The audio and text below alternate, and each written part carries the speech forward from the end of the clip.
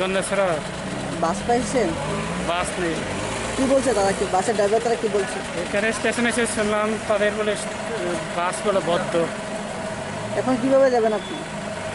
এখন তো যতটুকু আমাদের ছোটো গাড়ি কই আছে, ছোটো গাড়িতেই যেতে হবে।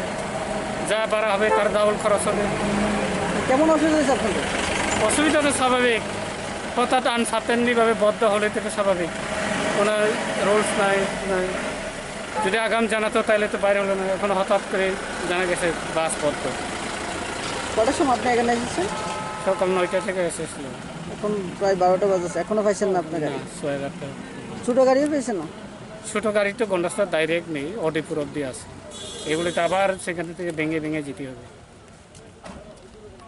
বাস আপাতত বদ্ধ আছে, এটা ব্যাপারটা নিয়ে আপনি কী করবেন? নমস্কার। শুধু নাগেরজলায় নয়, সমগ্র দক্ষিণ জেলার মধ্যে যে সমস্ত বাস যাত্রী সেবা করে আসছে দীর্ঘদিন যাবৎ, আজকে বেশ কিছুদিন যাবৎ আমাদের মাননীয় মন্ত্রী বলেছেন যে পুরনো যে ভাড়া আছে সে ভাড়া মোতাবেক যাত্রী পরিষেবা দেওয়ার জন্য, এবং কিছু কিছু জায়গায় আমাদের নেতৃত্ব এবং ডিএমএসের নেতৃত্ব বলছে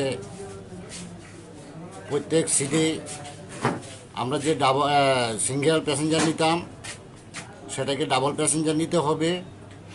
এবং গত পরশুদিন চিফ সেক্রেটারির মারফত এবং জয়েন্ট ট্রান্সপোর্ট কমিশনের মারফত আমরা একটা নোটিফিকেশন দিয়েছে আমাদেরকে যে সোশ্যাল ডিস্টেন্স মেনটেন করে আমাদের গাড়ি পরিচালিত করতে হবে।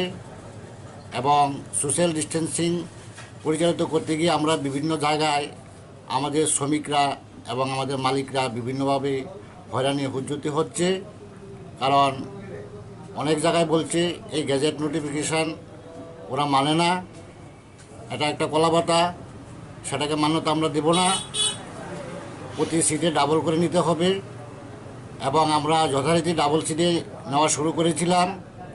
তারপর আবার প্রশাসনিক স্তর থেকে আমাদের প্রায় অনেক গাড়ি ফাইন করা হয়েছে ডাবল প্যাসেঞ্জার নেওয়াতে।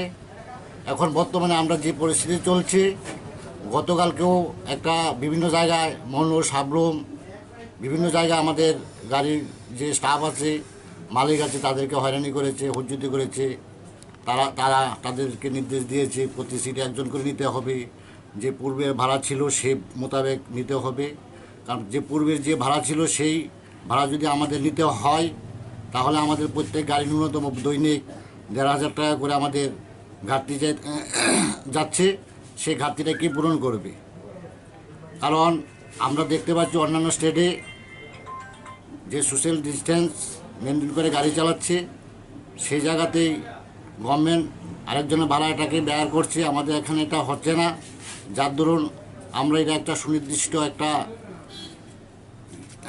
সিদ্ধান্ত ছাড়া আমরা সমস্ত বাস মালিকরা এবং শ্রমিকরা যারা দিনরাত পরিশ্রম করে খাটছে তারা একটা সিদ্ধান্ত নিয়েছে যে না, আমরা এর একটা সুনির্দিষ্ট নিয়ম নীতি না দিলে আমরা গাড়ি চালানো সম্ভব না।